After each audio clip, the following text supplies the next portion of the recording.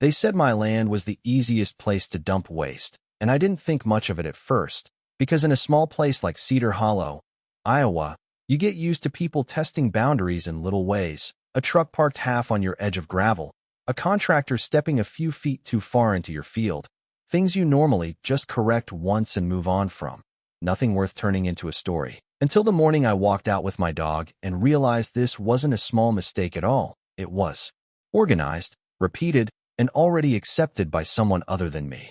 My name is Evan Cole, and I've owned that land for 12 years, not because it was valuable in the traditional sense, but because it was mine in a way that felt simple, clear, almost quiet, open pasture on the edge of a developing commercial stretch, enough distance from town that you still heard wind before you heard people, and I always liked that balance. Like I could see change happening around me without having it forced onto my property.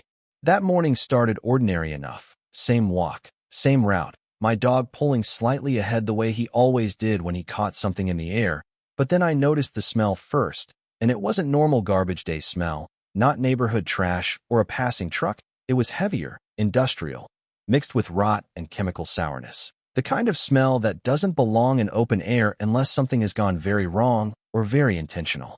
I followed it along the far fence line, expecting maybe a contractor dumped a bag or two, but when I turned the corner near the back boundary, I stopped completely because there was structure there, not randomness, not accident. 3 full-size commercial dumpsters sitting just inside my property line like they had always belonged there, lids half open, black bags stacked high, cardboard spilling out, and flies already circling like they had been invited in. And for a moment, I just stood there, trying to process how something that large could appear without anyone ever asking me. Before I could even fully register it, I heard a truck backing in slowly, heavy diesel engine, tires pressing into soft ground like it had done this before, and a municipal-style garbage truck rolled into view. Not a private contractor, something official enough to make you assume permission existed somewhere, even if you hadn't given it. The driver stepped out, looked at me like I was slightly late to something routine, not surprised, not apologetic, just mildly paused, and he rolled another dumpster into position, hooked it, adjusted it, like my field was just a designated stop on a route I had never been informed about. And that was the first moment I felt something shift, because routine doesn't happen without approval somewhere in the chain. I waved him down before he could leave, and when he shut the engine off, he didn't seem defensive, more like relieved someone was finally asking questions he expected would come earlier. And I asked him directly who told him to put dumpsters on my land.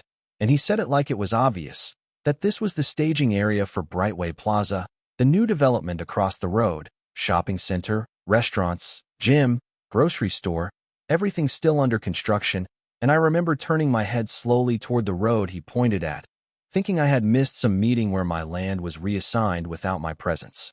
I told him this is private property, not a staging area, and he just shrugged, wiped his hands like the answer was already settled somewhere above both of us, and said that's what the map shows.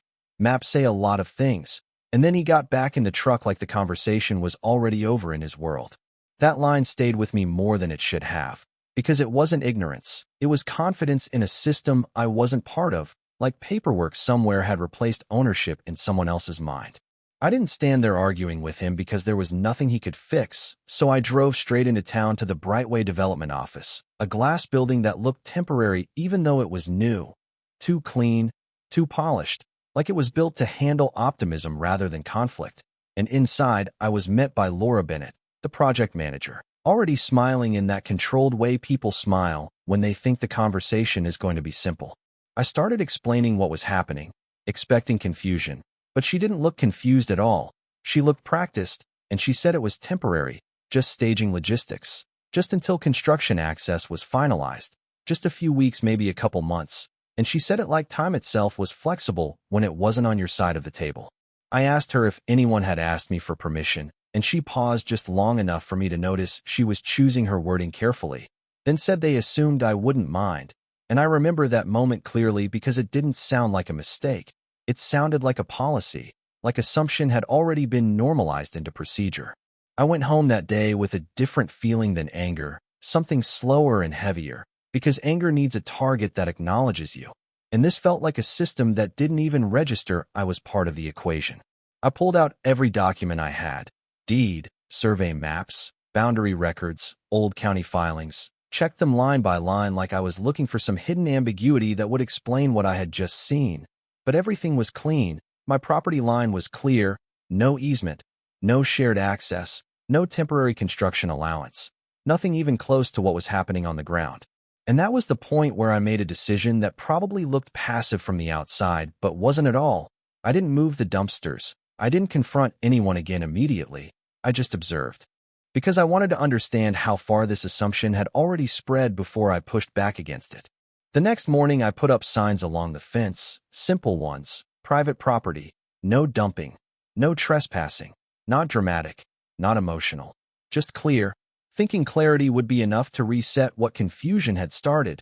But by the next evening, one of those signs was already turned away from the road, another leaning in the grass, and more trash had appeared like the signs were optional decoration rather than instruction. And that was when I realized I wasn't dealing with misunderstanding anymore. I was dealing with something closer to entitlement disguised as logistics. I called the waste management company that same night, asked directly who authorized service on my property, and at first they sounded routine, like they were used to checking systems. But then I heard the shift in their tone when they realized the address on their contract didn't match my parcel, that Brightway Plaza was listed, not my land, no owner verification, no land access confirmation, nothing that should have been required before placing commercial waste infrastructure on private property. I told them to stop service immediately, and they said they would, and technically they did, because the trucks stopped coming, but the dumpsters didn't leave, and that's when the situation changed from placement to consequence. Within days, those dumpsters started filling without maintenance, and what had been inconvenient became unavoidable, smell spreading further than my property, drifting toward the road and the development site. And I watched contractors slow down when they passed, saw workers covering their faces, saw the first signs of irritation turning into complaints. And then Laura called me again, but her voice was different now, less confident, more controlled, like she was trying not to let frustration leak into professionalism. And she said it was becoming a health concern, that tenants were noticing, that inspectors might get involved, and I told her again they were trespassing, and she asked if we could find a way to work together, and I told her I already was, just not in the way she expected. And that was the moment I realized this wasn't going to stay contained between me and them, because once something like this becomes visible enough to affect money, schedules, and public perception, it stops being a private misunderstanding and starts becoming a system problem, and systems, once they start correcting themselves, don't move slowly. By the time Laura showed up the next morning, I already had a feeling the tone was going to change again, not because I expected an apology, but because situations like this don't stay casual once money and timelines start getting threatened. She wasn't alone this time.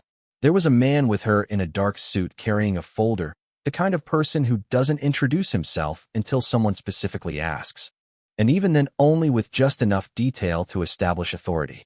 They stood just outside the fence I had built around the dumpsters, both of them looking at it like it was a temporary inconvenience someone had created out of spite rather than a legal boundary I had every right to enforce. Laura started first, softer than before, almost careful, saying they wanted to resolve everything properly, that there had been misunderstandings, that no one intended for it to escalate this far. And I remember thinking how quickly misunderstanding becomes the word people use when they realize the original explanation no longer works. The man with her stepped in after that, more structured, explaining that temporary staging during large-scale development projects often operates under flexible access assumptions, that non-exclusive use doesn't always require direct agreements when land is adjacent to approved construction zones. And he said it with the kind of calm certainty that only comes from expecting most people to not challenge it. I asked him to show me where I agreed to any of it, any document, any signature, anything with my name on it. And for the first time, there was a pause that wasn't part of his plan. Not a long one, but enough to notice. He quickly shifted to compensation, saying they were prepared to offer retroactive payment, formalize a lease, and correct the paperwork moving forward, framing it like I was a missing administrative step rather than the actual landowner they had bypassed. Laura added that it would benefit the community, that the development was bringing jobs, traffic, growth, and that I could be part of something larger instead of standing in the way. And I remember that phrase specifically, part of something larger, because it assumes you've already accepted your small. I told them I wasn't against development, I just didn't accept being included in it without consent, and then I added something simple that changed the energy immediately. I told them the dumpsters were no longer just sitting on my property. They were inside a legally enclosed, documented boundary, and every attempt to access them now crossed an enforceable line. The lawyer looked at Laura, then back at me, and I could see the recalculation happening, because now it wasn't about permission in theory, it was about liability in practice. That afternoon things started to shift on their side, not legally yet, but operationally. The waste company had already stopped service, and without pickups the dumpsters filled faster than anyone had anticipated. And what had started as a staging convenience turned into a growing problem they couldn't quietly ignore. By the second day, the smell was no longer contained to my property. It was drifting toward the road, toward the construction site, toward the businesses already investing in opening timelines. And I started noticing how quickly irritation spreads when it affects schedules people have already mentally spent money on. Contractors slowed down when they passed. Workers started covering their faces, and the first real complaints began coming in from tenants who hadn't even opened yet, but were already tied financially to projected launch dates. Laura called again that evening, and her voice had changed completely, still controlled but now strained underneath, saying the dumpsters were creating a health issue, that inspectors might get involved, that they needed a temporary access solution just to stabilize things, and I told her again they were trespassing, and she asked if I could at least consider cooperation. And I told her I already was cooperating with the only thing that mattered at that point, the actual property line.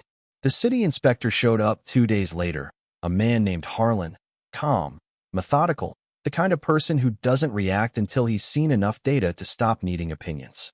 He walked the boundary, checked the fence, reviewed the placement of the dumpsters, took photos, pulled up parcel records, and when he came back he didn't debate anything. He just said they shouldn't be here, and that was the first time someone from an official position said it without qualifiers. Not temporary, not assumed, just wrong. After that, enforcement started stacking, daily violations issued to the development company, and the tone from Brightway shifted again, this time away from arguments and toward survival. Laura stopped framing it as misunderstanding entirely. The lawyers stopped defending assumptions, and suddenly the conversation became about options, relocation, mitigation, compensation. They offered rent first, then a formal lease, then environmental compliance terms, trying to convert a mistake into something structured enough to continue without disruption. I didn't respond immediately. I just watched how fast urgency changes language, how quickly confidence becomes negotiation when consequences stop being theoretical. When the lease finally came through, it was detailed, structured, professionally written, everything they needed to protect themselves from what had already happened, and I read it carefully, not because I was considering their offer in the way they wanted, but because I wanted to see how they were trying to rewrite the situation into something manageable. And that's when I made one adjustment, a single clause, the ability to terminate the agreement with 24 hours notice, no explanation required. I didn't frame it as a threat or a demand, just a condition. The lawyer pushed back immediately, saying it created instability and unpredictability for critical infrastructure planning. But I told him calmly that unpredictability was already part of the situation the moment they used land without permission. After a long pause, he said he would need to take it back to his client. And for the first time since this started, I could tell they were no longer trying to win the argument. They were trying to contain the outcome. When they finally agreed, it wasn't with enthusiasm or confidence. It was with urgency, like they had realized refusing it would cost more than accepting it. We signed at my kitchen table, no celebration, no resolution speech, just paperwork and silence. And as they left that day, I remember thinking the same thing I hadn't said out loud yet, that the situation had already stopped being about dumpsters and had become about what happens when an entire system realizes it built itself on an assumption nobody ever verified. The lease didn't end the situation the way people usually expect a contract to end things. It just changed the shape of it, like the conflict stopped being visible and started becoming procedural. The dumpsters were still there behind the fence on my land, still overflowing when they weren't serviced, but now there was paperwork wrapped around the whole thing, signatures, clauses, liability language, all of it turning what had started as an assumption into something they were now forced to manage carefully instead of casually. Brightway Development acted like they had regained control, like the lease had converted a problem into an asset they could schedule around. But the reality was more fragile than that, because once the city got involved at a deeper level, nothing stayed contained anymore. The first real shift came when the city inspector, Harlan, returned with someone from environmental compliance. Her name was Denise, and she didn't approach the situation like a dispute at all. She approached it like a system that needed to be understood. She walked the perimeter slowly, taking photos, checking drainage flow near the dumpsters, noting how long waste had been sitting without proper servicing. And then she asked a question that changed the direction of everything. She asked who had authorized commercial waste staging on undeveloped private land outside the approved development zone. And for the first time, I saw something subtle happen in the process around me. Not resistance, but uncertainty. Because once she started pulling permits and classification records, it became clear that the staging operation had been logged incorrectly from the beginning, not just informally placed, but misclassified in a way that bypassed normal inspection triggers entirely. That wasn't just a boundary issue anymore. That was a regulatory gap. Laura called me that evening, and I could hear it immediately in her voice that something had escalated beyond their internal control. She said inspectors were reviewing the original approvals, questioning how staging access had been permitted without proper land verification, and that multiple departments were now involved, not just planning, but environmental enforcement as well. She tried to keep it framed as a technical correction, like paperwork catching up to reality, but underneath it I could hear the pressure building, because once multiple agencies start asking the same question, the answers stop being flexible. She asked if I could temporarily allow access again just to stabilize operations while they resolved it with the city, and I told her no, not because I wanted to escalate things, but because at that point I wasn't the missing piece in their system anymore. I was just the fixed point they had to adjust around. The next few days moved differently. Not faster exactly, but more structured, like the situation had been picked up by something larger than either of us. Official vehicles started appearing more often, not just construction or waste management, but city enforcement units. Notices were issued, deadlines were set, and Brightway was instructed to suspend any staging operations that didn't align with verified parcel usage. That word, verified, became the center of everything, because it exposed the entire original assumption for what it was, something never checked, never confirmed, just accepted because it was convenient. Brightway brought in consultants after that, trying to rebuild the narrative into something acceptable, calling it a miscommunication in site logistics, an administrative classification issue, something that could be corrected with documentation updates and revised permits. But Denise didn't accept that framing, not because she was hostile, but because the data didn't support it. The waste handling records didn't match inspection pathways. The parcel identifiers didn't align with approved staging zones. And once those inconsistencies were formally documented, the issue stopped being about cooperation and started being about compliance enforcement. Harlan came back one afternoon and stood for a long time just looking at the fenced area, not speaking at first, just observing the dumpsters like he was measuring something that had already been allowed to exist too long without oversight. Laura was there too, but she wasn't negotiating anymore. She was waiting, like she had run out of ways to reframe what was happening. Finally, Harlan said it plainly, that the current arrangement couldn't continue under any standard regulatory framework, that the staging would need to be relocated or fully re-permitted under corrected zoning, and that until then the violations would continue to accumulate. There was no anger in his voice, just finality, like he was describing gravity rather than enforcing policy. That was the moment Brightway stopped trying to argue and started trying to survive the timeline. Because every day the dumpsters stayed there, the costs increased, not just fines, but delays, contracts slipping, tenants questioning opening dates, investors asking harder questions. And what had started as a convenience had turned into a bottleneck that no amount of optimism could smooth over.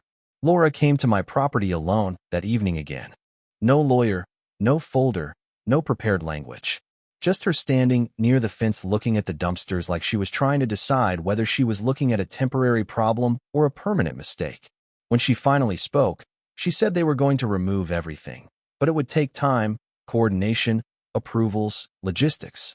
I told her I understood, but I also told her I wouldn't extend anything beyond what the agreement already allowed.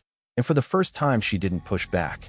She just nodded and said quietly that she wished they had never assumed it in the first place. Over the next several days, the removal finally happened. Not all at once, not dramatically, but in stages, trucks coming in under supervision, coordinated scheduling, city documentation tracking every movement like they were unwinding something that should never have been assembled there in the first place. When the last dumpster finally left, the ground underneath was visibly different, compressed, darker, like it remembered what had been sitting on it longer than it should have. And when the fence came down, it felt less like an ending and more like something being put back where it was supposed to be from the start. Brightway eventually relocated their staging operations under proper permits somewhere else, and the project continued, slower for a while, more cautious, but still moving. The lease remained in place, and payments arrived on schedule, clean and predictable, like the system had finally learned the cost of skipping verification at the beginning. But what stayed with me wasn't the money or even the outcome. It was how easily the entire situation had started, how quickly assumption became action, and how long it took before anyone in authority said the simplest sentence of all, that it shouldn't have been there in the first place. And even now, I still think about how close it came to never being questioned at all, just accepted, adjusted around, and left that way, until someone finally decided that silence was not the same thing as permission.